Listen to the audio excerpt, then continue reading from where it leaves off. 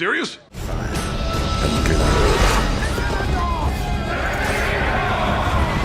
This war is far from over. And this, ladies and gentlemen, is why I don't really review very often. Because God forbid I use like a 10-second clip of video footage. I'm a bad man. A bad man. Oh! I'm a bad man! You hear me? At any rate, I've been very busy lately and completely forgot that it was Monday. So I woke up, made myself breakfast, and then proceeded to lose my appetite. This is a lovely scene to be eating my cereal with, and saying, isn't childbirth beautiful, guys? Isn't it just beautiful? There's a hell of a lot of it in this episode, actually. Since we've skipped ahead quite a few years, we get introduced to the older actors and actresses, and a hell of a lot more characters. The latest arrival being young Vhagar Targaryen, strong. He's not a bastard, I swear. Unusual name for a Valerian. You can't insult me! This was never, like, completely proven in the books. Up until now, we never had concrete proof that they were, in fact, bastards. This episode gives us concrete proof they are, in fact, bastards. If the looks alone weren't proof, it's just like, yeah, the show basically goes, yeah, they're bastards. Or a son. Quite the reaction for an innocent man, don't you think, ladies and gentlemen? Quite the reaction for an innocent man. Say it again! Entirely coincidental resemblance to the commander of the City Watch. Am I a bastard? Lord as a match. Insinuations, are they? Are not the father. Seriously, fuck this bitch. Before they got married, she agreed with him to do their duty for their houses, and then they could both dine on whatever they wish. But has the audacity to say this. You are owed nothing. Scolding him for sleeping around, when she herself has been sleeping around and failed miserably to give him a legitimate heir. I'm sorry, that's not fulfilling your duty to your houses. That we perform our duty to our fathers and to the realm. Liar! That apparently doesn't actually mean doing her duty, it means putting bastards in the line of succession. I'm sure that the Sea Snake and Driftmark will be happy and content in the knowledge that bastards from House Strong are going to inherit their legacy. Well done, Laenor, you're sure doing your duty, buddy. The princess, it appears, has altered the deal. Pray she does not alter it further. Perhaps you think you're being treated unfairly? This deal is getting worse all the time. I'll tell you, the new actress that took over from the young actress really nails down this woman's fucking, like, arrogance. Because, like, yeah, spot on with the arrogance. Well done. Spoiled cunt. Not that the other choices for heir are looking any better, to be perfectly honest. What the fucking shit? One day you will be our king. I don't want to live on this planet anymore. Yeah, the jacking it in the window thing. Why? But why? I'll give Aegon credit for the pink dread. The pink dread was funny. The pink dread.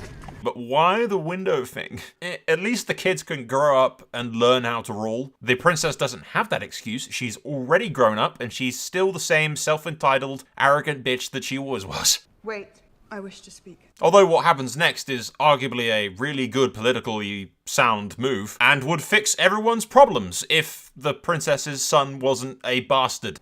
Ally ourselves. Once and for all.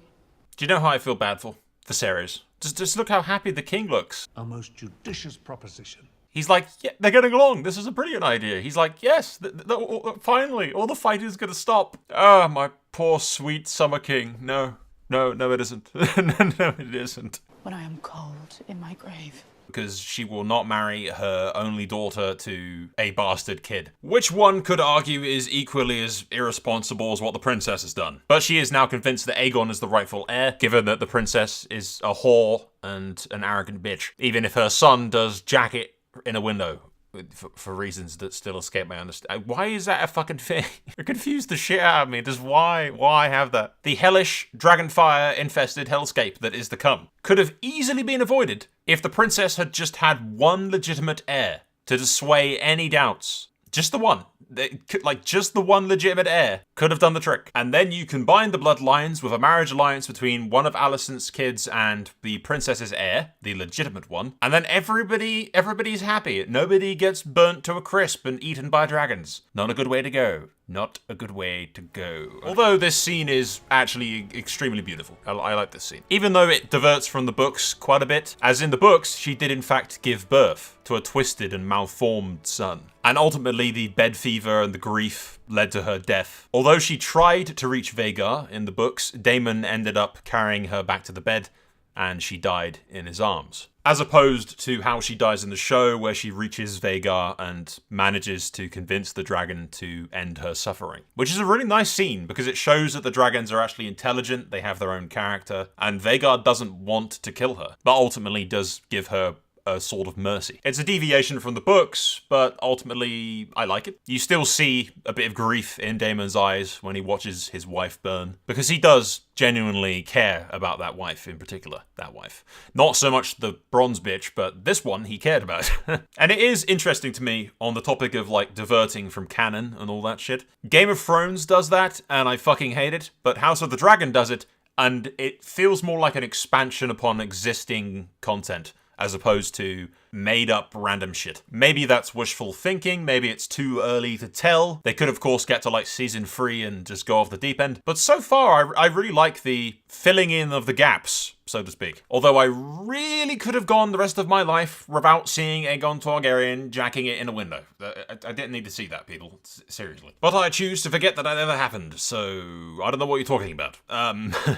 Speaking of filling in the gaps, the fire at Harrenhal that kills Lord Strong and his son. An accident, air quotes, that always had many potential culprits, ranging from Prince Daeron for killing the lover of his niece, Lord Corlys for dishonouring his house, King Viserys himself for dishonouring his daughter, or simply the curse of Harrenhal. But it turns out it was none other than Lord Strong's other son, who orchestrated the murder of his own father and his own brother.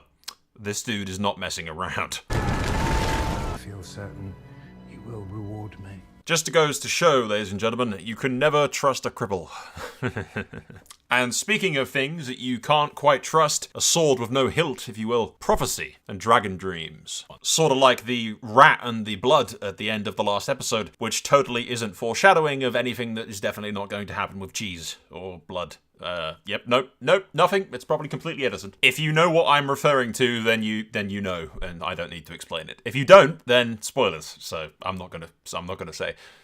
But speaking of foreshadowing and prophecy, You will have a dragon one day. You'll have to close an eye. this is less prophecy and more foreshadowing. Anyone that knows Aemond Targaryen knows full well that this is very obviously, foreshadowing. What struck my interest, however, was something else entirely, and may just be me overthinking things. That's the thing with prophecy. Who the fuck knows what's true and what isn't?